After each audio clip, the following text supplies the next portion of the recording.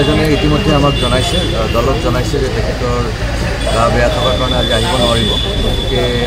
DC ডাঙৰীয়াই second date এটা দিব ডেটটো দিয়া নাই যদিও খুব সোনকালে দিব লাগে তো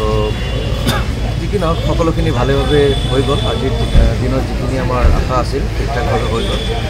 অহা ডেটত আমি আশা ৰাখিছোঁ কিবা ৰহস্য আছে নেকি যেহেতু কংগ্ৰেছৰ তিনিজনকৈ জিলা পৰিষদৰ প্ৰাৰ্থী নিৰ্বাচিত হৈছে কিবা ৰহস্য আছে নেকি আজি উপস্থিত নথকাৰ এজন কোনো ৰহস্য নাই এজন মানুহৰ গা বেয়া হ'বই পাৰে ইতিমধ্যে তেখেতে ৰাতিপুৱাই জনাইছে ৰাতিও জনাইছিল যদিও ৰাতিপুৱা যিবিলাক প্ৰেছক্ৰিপশ্যন বা লেটাৰ সহ জনাইছিল গতিকে ইয়াতে একো ৰহস্য নাই আমি সকলোৱে কংগ্ৰেছ দল একেলগে আছোঁ মিলিজুলি নেক্সট ডেটত যদি একেই অৱস্থা হয় একে অৱস্থা কেনেকৈ হ'ব আমিতো মিলিজুলি আছোঁ সকলোৱে দলীয়ভাৱে প্ৰেচিডেণ্ট ভাইচ প্ৰেচিডেণ্ট কাৰ্ড দিছে নেকি দলীয়ভাৱে যিটো হুইপ দিয়া হৈছে নিৰ্জনা বেগমৰ নাম দিয়া হৈছে আৰু ভাইচ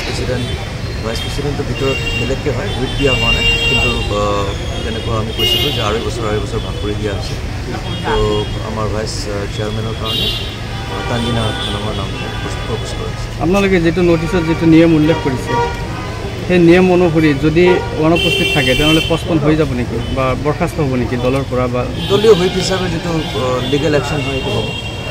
কিন্তু আমি আশা ৰাখিছোঁ যে তিনিজনে আমি যিহেতু একেলগে আছোঁ আমাৰ তিনিটা কেণ্ডিডেট একেলগে মিলি আমি আগবাঢ়িম একেলগে কাম কৰিম আজিৰ আমাৰ চাউচালমাৰা মানকাছাৰ জিলা পৰিষদৰ প্ৰেচিডেণ্ট ভাইচ প্ৰেচিডেণ্টৰ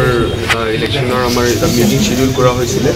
মিটিং নটিচটো আমি অলমষ্ট 7-8 ডেজ আগতে দিছোঁ কিন্তু আজি দেখা হৈছে যে আমাৰ কোৱাৰামটো কমপ্লিট হোৱা নাই আউট অফ আমাৰ 4 মেম্বাৰ্ছ 2 মেম্বাৰ্ছ প্ৰেজেণ্ট হৈছে 2 মেম্বাৰ্ছ অহা নাই